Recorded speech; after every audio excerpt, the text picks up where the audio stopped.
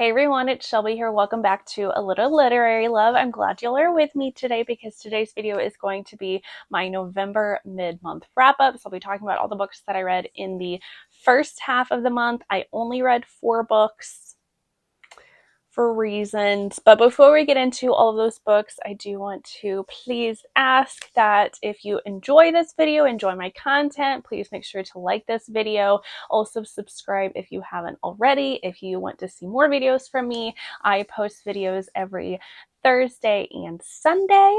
And without further ado, let's get into all the books that I read.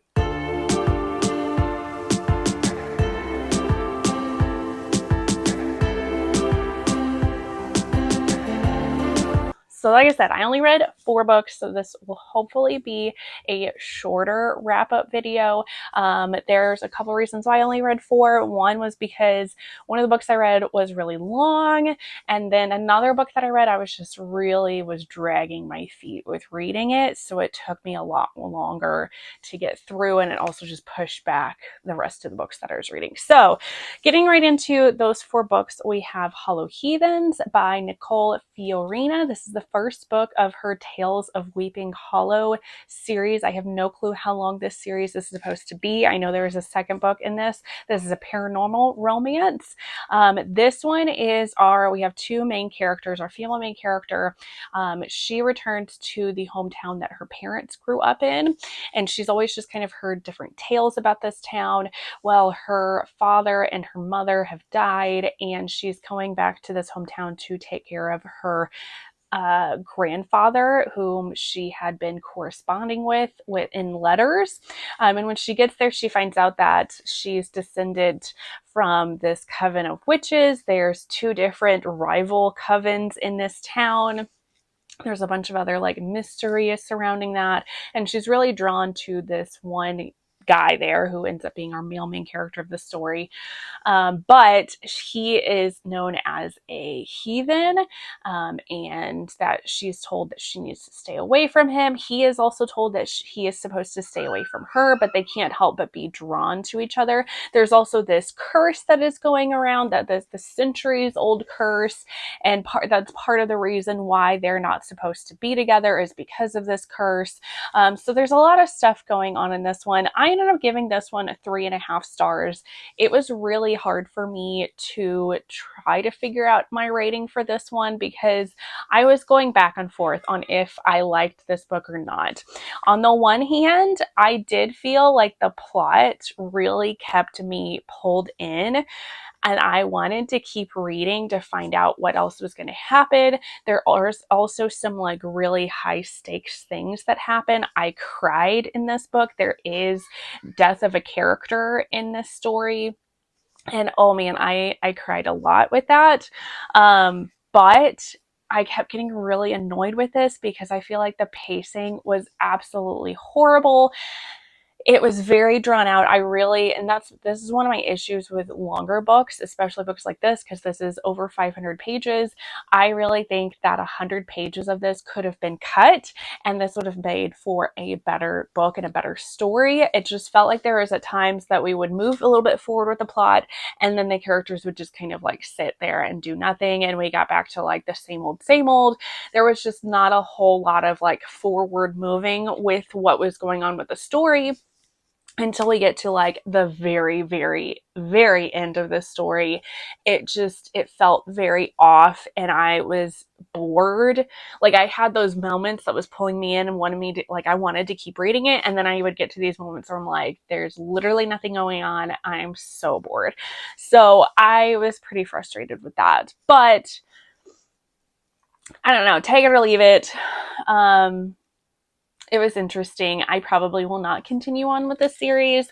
I may give this author another chance at some point, but for now, I was just meh. I think this could have been done so much better. Then I have Not For Me by Rory Miles. This is the first book in her Omega Love series. This is an Omegaverse story. This one, our female main character is an Omega, but she does not like her designation. She does not like the fact that she has to submit to alphas. She just doesn't like all of that. And a lot of that is from some of her past traumas. So she is set up and is supposed to be making a match with a pack. She sabotages this by sleeping with a beta right before she is announced like who she's supposed to match with. And so the person who's in charge of these matches gets pissed off and sends her to the Omega auctions, where she is auctioned off. She ends up getting bought by this royal pack, more so because they're decent guys and they don't want her to end up getting in a really bad situation of a pack that will not be consensual with her. So they buy her and they set her up in their house as their maid, and then just a whole bunch of other shenanigans ensue because she ends up liking them and they end up liking her, but she is very adamant that she does not want a bond. She does not want a pack. She wants to maintain her autonomy and independence. So I ended up giving this one 4 stars. I thought this was a really enjoyable Omegaverse story. I thought it was really fun and it had some great steamy scenes to it, and I really just enjoyed our female main character of this story because of her her spunkiness in this story, and as well as her drive to stay independent. She does not want to be that typical, in her eyes, a typical Omega submissive type role, and she is not afraid to speak her mind, and I just really appreciated that in an Omega, from an Omegaverse story. I thought it was really cool. Really great steam on this one, and I will be continuing on with this series at some point. Then I read Soul of a Witch by Harley LaRue. This is the 3rd book in her Souls trilogy series. This is a paranormal romance. So this one, our female main character, she is a witch, and she and her mother have their powers have been used by her family and this coven since she was born, basically, to help them worship this powerful demon. And she's had enough of it because she has seen like the repercussions that this has caused, especially the female main characters from the prior 2 books of this series. And she's wanting to try to find a way to stop this, to stop her father, and to also kill the demon that they are worshiping. So then in comes our male main character of the story. He is also a demon, and he has been plagued with these dreams and visions of our female main character, that he knows that he is meant to be with her.